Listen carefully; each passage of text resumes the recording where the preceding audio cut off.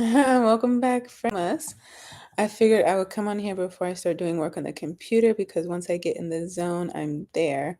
And I don't want to come back tomorrow saying, oh, I waited too late. I was too tired to come on here. And I was scheduled originally, but they did run out. They did run out, sell out of in-person tickets. And so today was live and tomorrow's a community event. As you can see, this title is about podcast and partnership. So I will talk about Thanksgiving again, but first I want to start with the podcast. Today and I need to I'm going to put the link in there. Over the weekend, I'll go back to these old videos and update the links for things that I've talked about. But today I released a new article on the Mahogany Dermatology blog on how to start your own podcast. So I've mentioned that I started a health literacy podcast this year called the Melanin Initiative. And so what happened is about a year ago this time, I was in Tulsa taking care of a Black man in his 60s, and he had just had a catheter placed to go on dialysis. Excuse me. And he told me that going on dialysis was one of his number one fears in life, which, I totally empathize with. But I had never heard that, water, heights, snakes, spiders, but I never heard someone say they actually had a fear of going on dialysis. And maybe that's because he had been told leading up to that point that could be a possibility. And so, when I was first taking care of him, he was talking about his medications. And, as the night went on, he started to say, he originally started cutting his blood pressure medicines in half. And eventually he actually just stopped taking them altogether. And so as he's talking, I'm just wondering, had he understood the relationship between that medication and his blood pressure management, maybe he could have avoided this nightmare. Excuse me. And so, I asked him, I was like, what is high blood pressure? And he gave me like a very philosophical answer that I really couldn't keep up with. And so I said, well, let me rephrase the question. And I said, well, what's happening to your body when you have high blood pressure? And he said, so then he was a little bit of a talker, but when I asked it that way, he actually took a minute, and he wasn't saying anything. And then he said, that's a good question. I don't think I know the answer to that. And for some reason that stuck with me. And at that point I had been in healthcare for 10 years and taking care of lots of people with high blood pressure, lots of people on dialysis with chronic kidney disease. And I never actually had that conversation with patients where I actually asked them to tell me what is high blood pressure. I've asked them to repeat things that they're, consenting to, conversations they've had, those kind of things. But specifically that kind of conversation I never had. And I was in a very creative space. I don't think I've talked about it here yet, but I was on somewhat of a working sabbatical. And so I was really exploring a lot of things at the time. And I was done with school. And so I think I had the time and creative space to really think about what he was saying to me. And I decided to start the podcast really for him because I thought, where are people supposed to learn the basics when it comes to anatomy, physiology, disease and prevention, and, medications, and how to navigate the healthcare system, and like medical jargon. And, I've been in financial literacy community spaces for the last, mostly since the pandemic. So like the last 3 years. And it's like once you start having those conversations, you start to realize, I think we realized a long time ago that we really didn't know enough about finance. We weren't really being taught that, but just bringing that to the forefront and bringing more awareness to that gap in knowledge. As soon as I had this conversation with him, I saw that parallel. And I always talk about, the Earn Your Leisure guys, and I love what they've done. And since then, they've created, I always say they have the blueprint. And they've created a blueprint for a lot of people, and a lot of people have started their own businesses based on, inspiration from them, and have had a lot of positive outcomes based on that particular model that they have put together. And a lot of people have changed really the trajectory of their life because of the access to information, but also the creativity and the curiosity now that people have to learn, and to see and to have the safe space to learn, and to feel comfortable and confident to admit you don't know something, to ask those questions. And so when I had this conversation with this gentleman, I just immediately saw the parallel between what they're doing and the gap in health when it comes to health literacy. So back up even more, when I was in MP school, one of the semesters we talked about health literacy quite a bit, and we had access to some videos, which I thought they were so impactful. I saved them, so I will try to put those in the bottom too. And actually, ironically, those were about high blood pressure. So they're videos of like a provider talking to a patient about high blood pressure. Yeah. So maybe that's when I got the idea to have that kind of conversation. Um, Asking people to kind of put in their own words what they understand high blood pressure to be. And they're using hypertension. I'm kind of on a mission to get us to stop using the word hypertension, because I think that creates a false impression amongst the public on actually what high blood pressure is. And we all know people have said, I don't feel this, I don't feel that, so nothing's wrong. I don't have the headache, I don't feel hyper. I was actually just talking to my mom about this. So often people think that bad things or disease or sickness are associated with pain. And I guess that's based on their own experience. And so often we spend a lot of time educating patients that pain is not always indicative of that there's a problem, and that a lot of what we're trying to do in healthcare is prevention. And so we definitely don't want people to wait till they're pain. In a lot of cases, that's a reflection of the severity of the disease.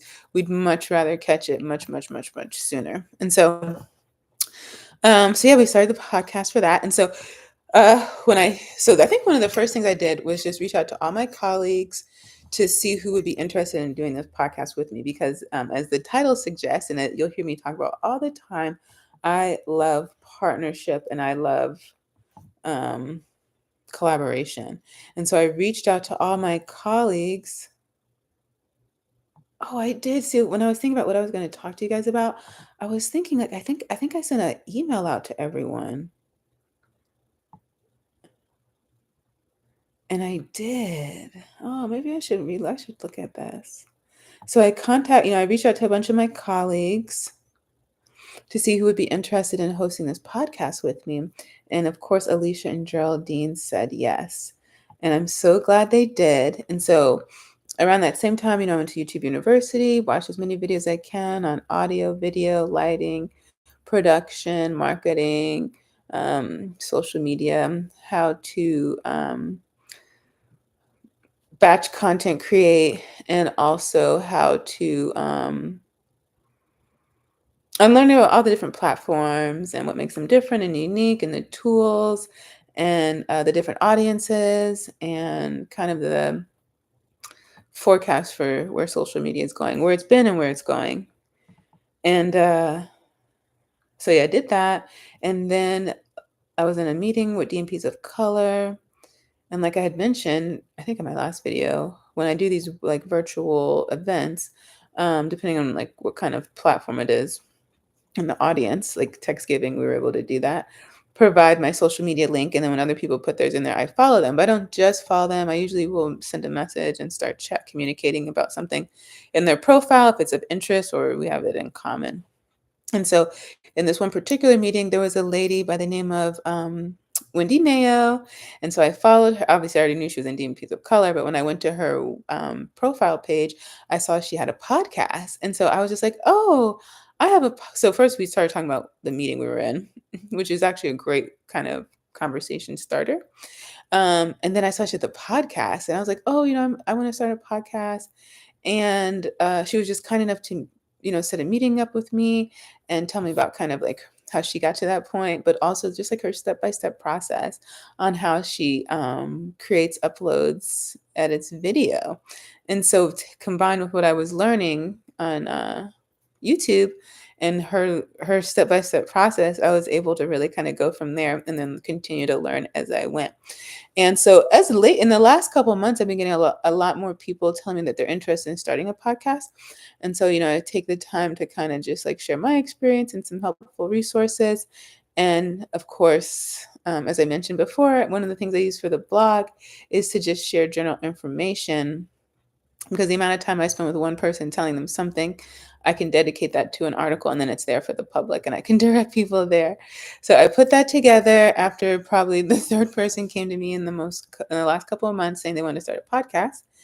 And I'm going to be personally helping someone kind of take off, get their first. I said I would help them with their first three, because it's really easy. Actually, the creation is easy, and I was thinking about this earlier. Creating content is super easy. I have so much content on my phone. Where the real time crunch comes in is like the putting it out there to the public, making it look and sound nice, the editing, which platform are you going to put it on, what do they require before you can upload it and make it live.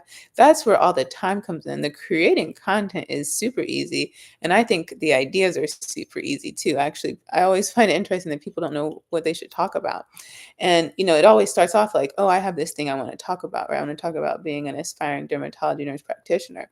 But eventually the public, the audience, is going to tell me what they want to hear from me based on, um, what I share, my credentials, my experience.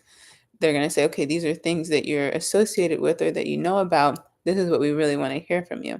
And then you kind of cater it to that, because if you don't, cater it to the people following or the prospects who could follow you, then no one's going to follow you. But at least maybe not the people you had in mind, because there's really a market out there for everybody, every interest. So the link to the Mahogany Dermatology blog is always in the bio or in the description box. But today I'll put the actual link for the new article on the podcast, since I don't know when you're watching this, and it'll just make it easier for you to find. And then, yeah, so in the article, I mentioned kind of like the benefits of podcasting, which for me, I've been listening to podcasts for a long time. And I used to, some of my favorites in the beginning were just like NPR's How I Built This, which is like entrepreneurs telling their story. And it was people like some companies that I'd never heard of at the time, like Brooklyn Linen, but also people you know very well, Chipotle, Starbucks, Lululemon, Orange Theory. Just really fascinating articles. Interviews. Learned so much about kind of themes in business. Um, and so that was good. And then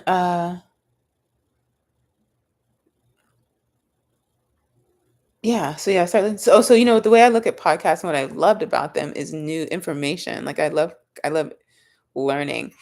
And so unlike the news, where it's kind of predictable what you're gonna see, like the weather, um, crime, traffic, and then it's on replay basically throughout the whole day, right?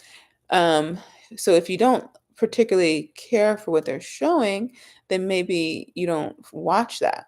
You don't really have any control over what the news is going to put out. But when it comes to when it comes to podcasting in particular, and YouTube, social media really, um, if you're only interested in one thing or you have a specific interest in something, you can find a podcast dedicated to that. So if it's yoga, entrepreneurship, mobile home investing, getting into med school, training your dog, like, and you can just, you know, uh, binge that content for as long as you want, for as much as they've put out for you. And so that's how I look at podcasts. Is like the news, but better or more catered to your interest. And so for clinicians, what I like to highlight is it's like, we are very passionate about our patients and sharing information with them, whether it's new information or correcting information or answering their questions. And the challenge is that the time that takes, we don't always have access to. And so the podcast allows you in your own time, in your own space, in your own way to share that information with the public. If you're always getting questions about one thing and you spend a lot of time on that you could totally shape your whole platform around that. Or if you're always getting questions about this, but you also are interested in this other thing, you could have your podcast be all about that, and it could bring more balance to you or more fulfillment. There's actually a clinic out here in Northern Virginia. It's like a free clinic for the public, and then clinicians, I don't know if they volunteer there or not, but I know I watched a video. She was like a pulmonologist, but at the clinic, she volunteers doing women's health because she wanted to keep that skill set up, and it was just something of other interest to her. And so I liken that to this too. Like, you can really do the podcast in whatever you choose to. And so for me, that's why I love it. And it's accessible all the time and they're free. Like, podcasts are free information. So sometimes when I buy books, I always think, do I really need another book or should I just go find a podcast, right? Um, so yeah, that's my whole spiel on podcast. And a lot of times, the most common question I get about podcasts, not really from people who want to create them, but consumers, is how do you find them? And so I'm an Android girl. So of course I listen to Spotify, and Spotify, there in every platform, there's a free version and then there's paid versions. But on the free version, you can definitely listen to all the podcasts you want. And I think in this day and age, most podcasts are on every platform. So Spotify, Apple, Google, iHeartRadio. So I use Buzzsprout to upload audio.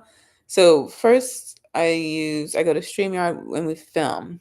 And then on StreamYard, not only do I have the full length video, I can also chop that up into 1 minute short videos and post that on Instagram, TikTok, Facebook, and maybe soon YouTube. I'm still thinking about that one. Um, and that's all great. What I need though is a tool where I can post the video, the description one time, click on one button, and it goes to all those social media platforms.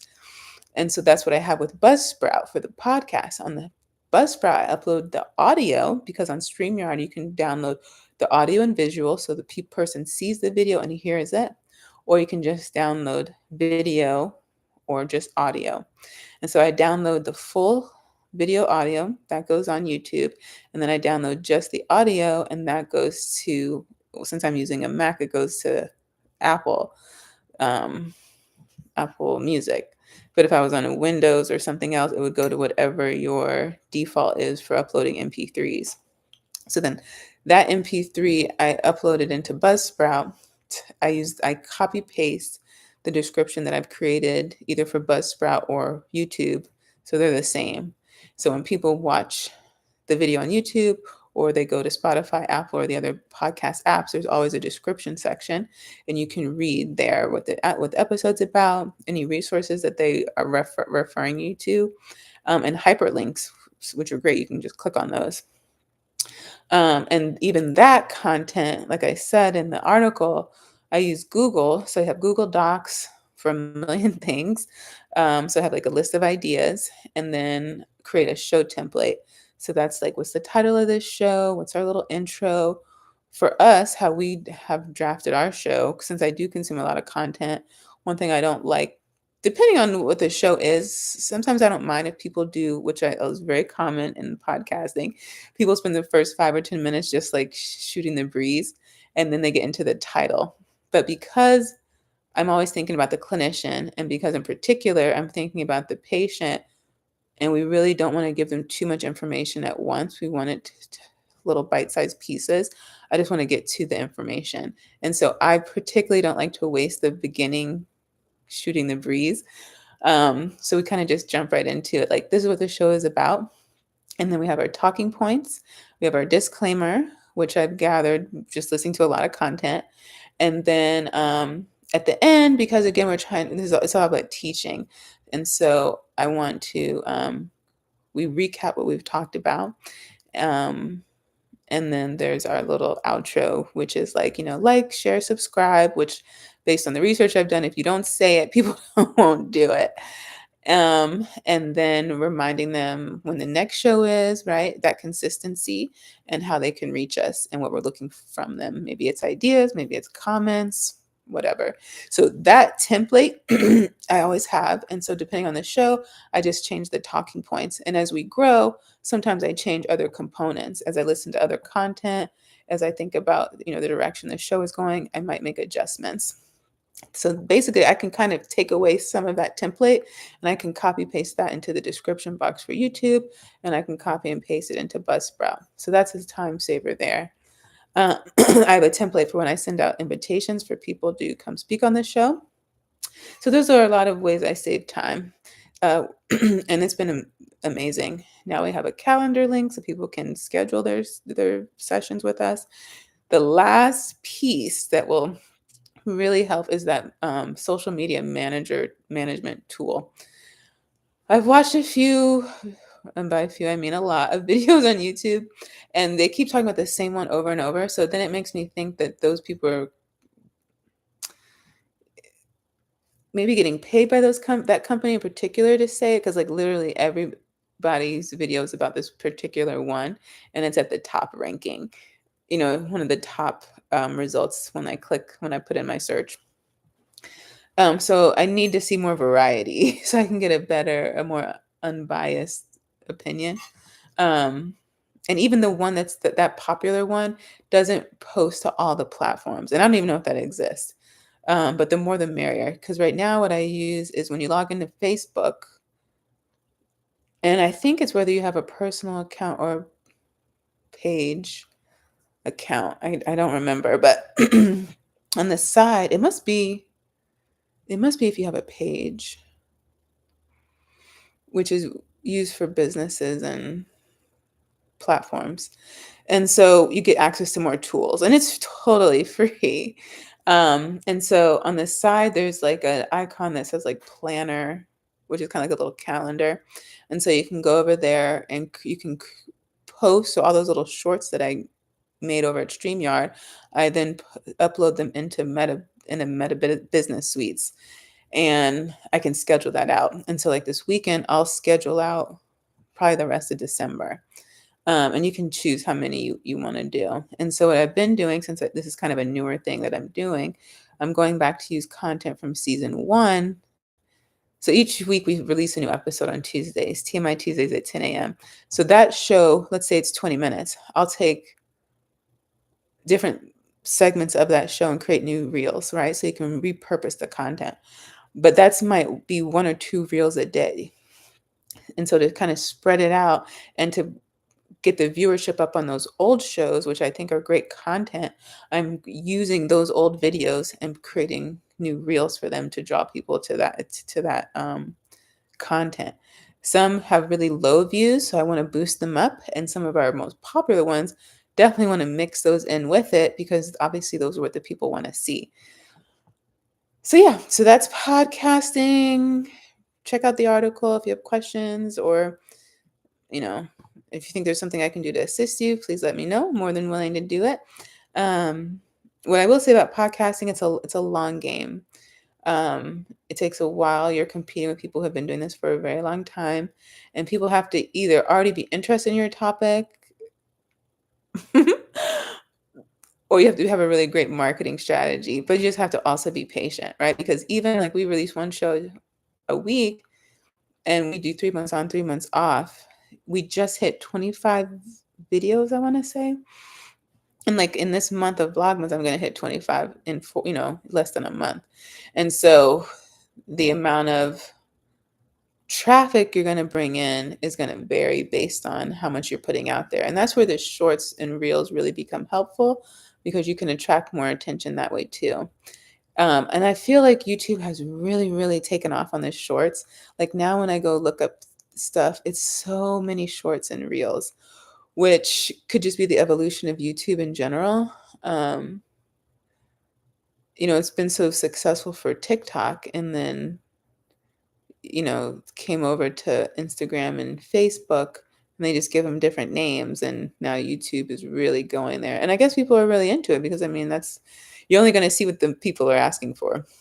Um, and maybe there's a way to filter that out, because I do watch a few of them, but mostly I'm coming on to learn something, and I typically want more than a minute of content to learn something. So yeah, that's podcasting. And so the partnership. So um, I was thinking about partnerships and how I really love them.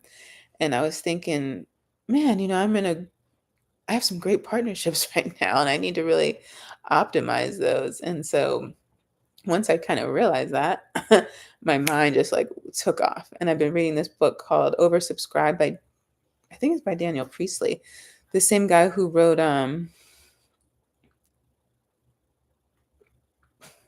Key Person of Interest. I don't think is it Key Person of Interest. My mom is messaging me a bunch. I talked about. Why does that not sound right? It happened. Key Person of Influence. Principle 8. Ooh. Nothing beats being positively remarkable. If people talk about you in a positive way, your marketing Okay. So yeah, so oversubscribed is all about, well, I'll just sum it up, like a little bit of it, is in order to really be a successful business, you have to be oversubscribed, which kind of, if you look at the airline industry, they're, I think, the epitome of that, right? They can't be successful unless all the seats are booked and overbooked. And that's how they, be successful or have some sustainability. And so he really talks about that and how to get to that point and why. And, it's kind of giving the rationale for that sort of a framework. But anyway, so once I realized like my position in these partnerships, when I was listening to that book, everything he's saying, I was like, oh, it just gave me so many ideas. And when I was listening to Thanksgiving, it was really nice because they were emphasizing kind of like some advice.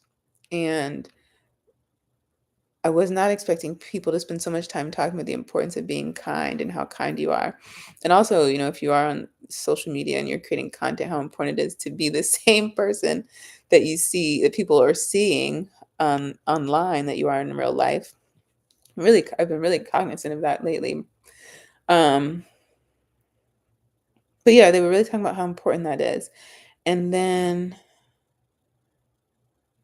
oh man, when I was listening to it, I was like, oh, these are so many good points. And I was going to talk to you guys about it. But the kindness one was really important. Community. And so some tips that they gave is like, say, for instance, like we attended that Thanksgiving. I shared my LinkedIn. I've been getting a lot of follows and I followed a lot of people. Um, and then they were talking about, how soon should you follow up? And they were like, pretty much within 24 to 48 hours. But don't just follow up with, if you're networking and you're going to follow up with someone, don't just follow up with like, I need a job or I need this, I need that. Also identify how you can bring value to this, potential relationship or collaboration. Um, and I thought that was really helpful. And then when they had the Mahogany, so there, Hallmark has their line Mahogany cards. Well, apparently they also have like a marketplace where they showcase other Black businesses. They showcase them, and then they also, it sounds like they sell things to help businesses too. Have to look more into that. But the current vice president, her name is Alexis. She's on LinkedIn. She's always posting information. One thing was talking about in particular was branding. So this is Techsgiving. This is a tech conference, right? And they spent quite a bit of time on branding today, which I love. And that's why you can never look. You have to realize that you can be in every room, right? There's something you can get in every room, and you can't just like what do you call it? Limit yourself to things that are health related because health intersects so many industries. And so she's talking about branding and she says, and she talked about the difference between your brand and your business. Let's have that conversation, right? So let's talk about first, what was I saying? So branding. So for instance, she's VP of Hallmark of the Mahogany line. And so she's thinking, at some point in the future, she wants to sit on certain boards. And so she knows what those conversations are going to be like. And she's thinking about who's going to be in that conversation. So when she's creating content on her social media platform, she's thinking, what if these people see this content? What's the message that I want to give them so that when they're considering someone for their board, they'll think of me, right? She's like, people don't need to see from me, get ready in a day, right? Or, what I ate over the weekend. She's like, for some people it works, like it's perfect for what they do. But for me, And where I'm at in my position, at my level, I don't think that's what people need to see. And, when it comes to social media, it's such a space that still has a lot of nuance, and it's like you can make arguments either way, right? Because we're still writing the rules for social media, I feel. And so I definitely understand what she's saying, and I appreciated it, all the same, especially the idea of thinking about the future and how your messages can align. And so even though she has her personal social media, she also runs the Mahogany um, Hallmark page. And so basically, she was saying the messaging that she does on both are in alignment, right? Because ideally, you're saying, okay, if you work for this company, it's because you believe you have the similar values, right? And so if you have those values, that should be reflected in all your messaging all the time. And so I appreciated that conversation a lot. And then they had a wellness, the last presentation was on wellness, which to me is an automatic. See, we can literally be everywhere, but I mean healthcare clinicians. So this particular wellness session was led by some therapists, counselors, therapists, and I believe the founders are local from DMV. Um, oh, you know what? That's text giving. Oh yeah, yeah. No, actually, so yeah, this last panel was by therapists, and they call themselves. I have it up here. I did have it up here. Let's see. Oh, here it is. Express Yourself, Black Man, which they said is the largest mental health space for Black men. And so they talked about how to find a Black therapist, how you might need to do a little bit of dating, which I talk about all the time, um, and just the importance of having that space. They shared some of their personal testimonies and how they got into this space and what their experience was when they first got there and over time. And really just helping Black men see, like, this is a safe space for you. There is something here for you. And one thing I thought that was really great to point out, I guess a lot of people, one barrier to receiving care is people think, oh, if I do this now, I'm going to have to do this forever. And they were saying, that's not true because through the therapy, you're going to gain these tools. And as you use the tools, you will likely need to see your therapist on a less frequent basis. And as life fluctuates and changes, your needs for therapy might fluctuate and change. And so it was just really great. So, yeah. And so on the idea of partnerships, yeah, I have a lot of ideas, and I'm going to be implementing those ideas and identifying where we have common interests. Um, so yeah, I'm excited to explore that, and it's just dawned on me, and yeah. So we're at 30 minutes. I talked enough. That's it for now. I'm gonna do some work on the computer. Um, I need to get that camera, the vlog camera. I waited so long now. I don't know if I'll get something by Tuesday. I might have to do some in-person shopping and maybe get the credenza this weekend and a shredder.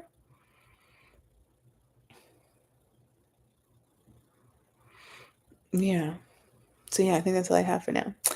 Thanks for watching. Like, comment, subscribe. Let me know what you want to see. I think tomorrow, I did have some ideas about what I wanted to talk about tomorrow. Oh, one thing they mentioned, which I thought was really good at the Giving Summit, was to kind of look back over the year about what you've accomplished, what you've done, and kind of update that. So it could be on your LinkedIn page, it could be on your resume, your CV, whatever.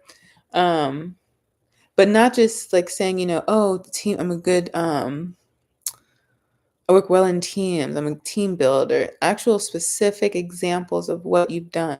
And it's best to do it while it's fresh. And so actually, I'm going to take that advice. I had something I've been thinking about, but just to myself. But after listening to them, I'm going to write an article, kind of just looking back over my year, kind of how it started, what I wanted to accomplish, and how that turned out. So that will be, I have a couple more articles I want to put on the blog this month.